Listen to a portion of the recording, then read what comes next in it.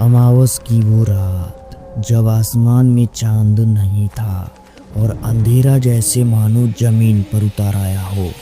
हमारे गांव से कई किलोमीटर दूर जंगल के बीच एक ऐसी जगह है जहां जाने से लोग आज भी डरते हैं।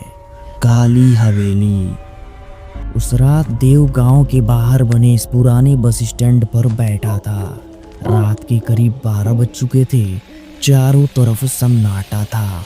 देव अपने दोस्त अमन का इंतजार कर रहा था, क्योंकि उस रात इन दोनों ने ऐसा फैसला लिया था जो शायद इन्हें कभी नहीं लेना चाहिए था। कुछ देर बाद दूर से एक मोटरसाइकिल की आवाज सुनाई दी। अमन आ चुका था। सॉरी यार, थोड़ा लेट हो गया। कोई बात नहीं, चल जल्दी। सच में आज वहां चलेंगे? आज पता करेंगे कि हवेली में सच में क्या है। तुझे याद है ना गांव वाले क्या कहते हैं? क्या? जैसे जैसे ये दोनों जंगल के अंदर जा रहे थे, अंधेरा और गहरा होता जा रहा था। पेड़ों की परछाइयां सड़क पर अजीब आकृतियां बना रही थीं और ऐसा लग रहा था जैसे कोई इन दोनों के पीछे चल रहा हो। उस हवेली में रात को कोई रोता है।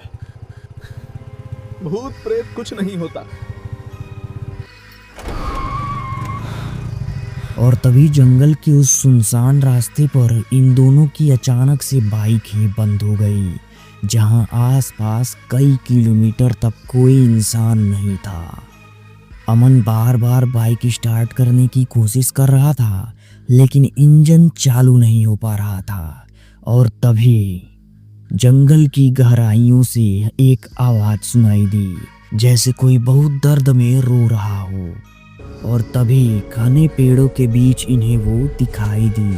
काली हवेली, टूटी दीवारें, अंधेरी खिड़कियां और एक बड़ा दरवाजा जो आधा खुला था। ऐसा लग रहा था जैसे वो हवेली इन दोनों का ही इंतजार कर रही थी। देव, यार, मुझे अच्छा नहीं लग रहा। डर मत, बस देखकर चलते हैं। जैसे ही ये दोनों दरवाजे के पास पहुंचे, दरवाजा अपने आप खुल गया। उस आवाज ने इन दोनों के दिल की धड़कनें तेज कर दी।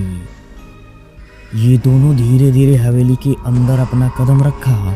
अंदर हर तरफ धूल जमा था, पुराना फर्नीचर, टूटी कुर्सियां और छत से लटकते झाले। लेकिन अजीब बात ये थी, हवेली के अंदर हवा बहुत ही ठंडी हो गई थी। दीवारों पर अजीब अजीब निशान बने हुए थे, जैसे किसी ने नाखूनों से दीवार को खरोचा हो। देव, ऊपर कोई है। शायद कोई जानवर होगा, चल देखते हैं। ये दोनों सीढ़ियों की तरफ धीरे धीरे बढ़ने लगे। हर कदम के साथ सीढ़ियां अजीब आवाज कर रही थी, जैसे कोई इन्हें ऊपर आने से रोक रहा हो। ऊपर पहुंचते ही इन दोनों के सामने एक लंबा अंधेरा गलियारा था, जिसके आखिर में एक कमरा खुला दिखाई दे रहा था। कमरा बहुत पुराना था। बीच में से एक टूटा हुआ पलंग भी था और सामने दीवार पर लगा एक बड़ा आईना था। ये दोनों आईने के सामने खड़े थे। आईने में इन दोनों की परछाई साफ देखी जा सकती है। लेकिन कुछ सेकंड बाद आईना में एक तीसरा परछाई भी दिखाई देने लगा। देव, पीछे कौन खड़ा है? दोनों पीछे मुड़ते हैं। देव, ये क्या था? शायद रोशनी का खेल होगा। कुछ समय बाद ये फिर से आईने की तरफ देखते हैं और इस बार वो परछाई और साफ दिखाई दे रही थी। आईने में इन दोनों के पीछे एक औरत खड़ी थी, लंबे बिखरे बाल और उसका चेहरा अंधेरे में छिपा हुआ।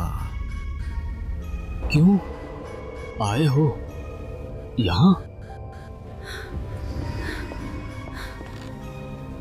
लेकिन जब इन दोनों ने दोबारा फिर से आईने में देखा तो वो औरत इन दोनों के और करीब आ चुकी थी। देव, चल यहाँ से चलते हैं। रुको, पहले देखते हैं ये क्या है। और तभी कैमरे का दरवाजा अचानक जोर से बंद हो गया। देव, दरवाजा नहीं खुल रहा, जोर से खींच। अचानक कमरे की हवा भी बहुत ज्यादा ठंडी हो गई, इतनी ठंडी कि इन दोनों की सांस से धुआं निकलने लगा। आईने में वो औरत धीरे धीरे इन दोनों की तरफ बढ़ रही थी। देव धीरे धीरे पीछे हटने लगा, उसकी नजर आईने से हट ही नहीं रही थी। और तभी किसी ने देव के कंधे पर हाथ रख दिया। देव ने धीरे धीरे अपना सर घुमाया और जब देव ने पीछे देखा तो वो औरत उसके बिल्कुल पीछे खड़ी थी।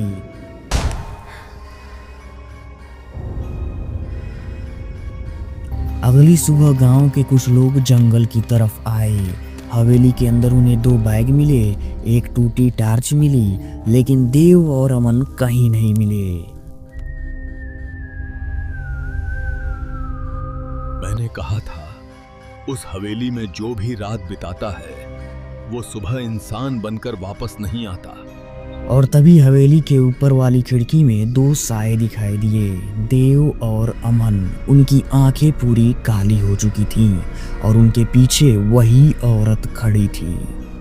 ऐसे इंटरेस्टिंग वीडियोस के लिए हमारे चैनल को सब्सक्राइब करें।